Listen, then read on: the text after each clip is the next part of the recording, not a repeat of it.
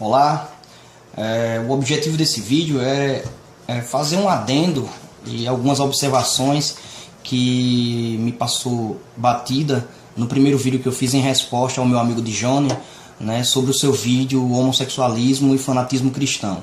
Né? Então eu gostaria de reforçar o primeiro vídeo e fazer alguns adendos, né, com o texto por escrito aqui num papel, porque no primeiro eu apenas parafraseei, falei de cabeça porque eu não tinha uma Bíblia em mãos.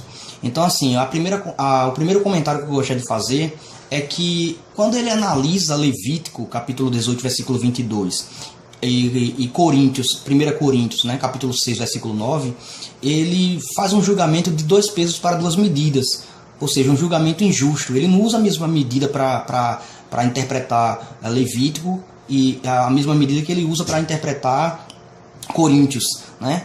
Porque no livro de Coríntios, 1 Coríntios capítulo 6, versículo 9, ele dá uma interpretação mais flexível em relação à palavra malaco, que foi traduzida como efeminado, né, e sodomita. Né? Então ele tenta fazer-nos entender que aquela palavra não significaria necessariamente efeminado e sodomita, poderia significar uma gama de outros significados. No entanto, a primeira ponderação que eu gostaria de fazer é que Paulo discrimina outras práticas. Vejamos, ele discrimina devassos, idólatras e adúlteros.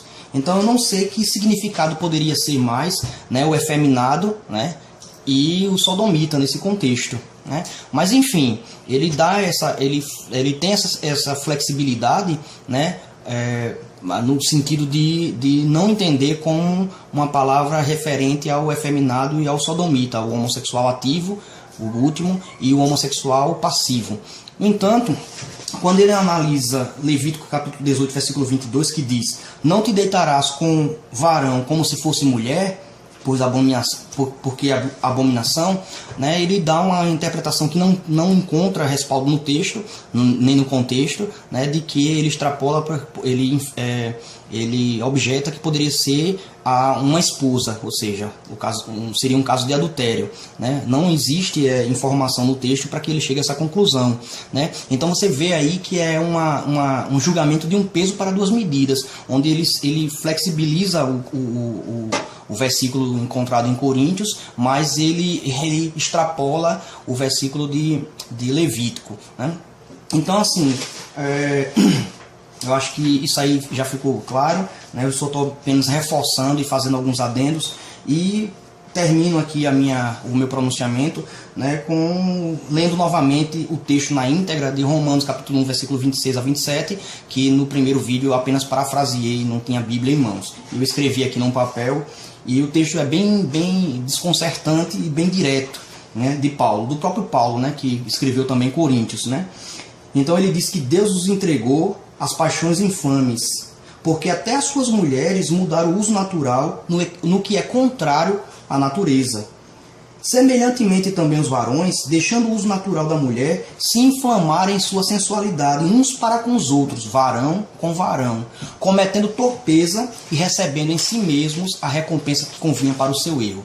Então volto a dizer que a Bíblia trata como algo torpe, sujo, e também trata como erro, né, um homem se juntar com outro homem para manter relações íntimas.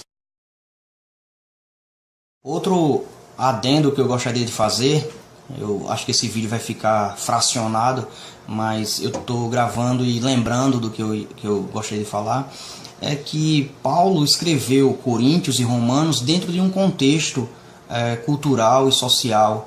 Né? Então nós sabemos que ele foi contemporâneo de alguns filósofos gregos. Né? Ele discutia com os sofistas, a Bíblia fala em Atos. Né?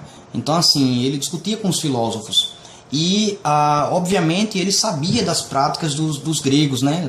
Dos pedagogos, né? Que eram reconhecidos como pederastas, que mantinham relações sexuais com meninos novos. Né? Então assim, a história nos conta que os meninos, né, em fase, né, da pré-adolescência ou mesmo infantil, abandonavam suas residências, suas casas, seus pais, seus lares, e ia morar com os pedagogos, né, e eles mantinham relação afetiva com esses porque eles pensavam que esse tipo de relação podia desenvolver um pouco mais o intelecto deles. Mas enfim, então foi dentro desse contexto que Paulo escreveu, né, as suas cartas, e foi pensando nisso, né, quando ele fala devassos, sodomitas, efeminados, ele estava se referindo justamente a esses homens que, enfim, mantinham relações com meninos mais novos ou até da mesma idade, enfim.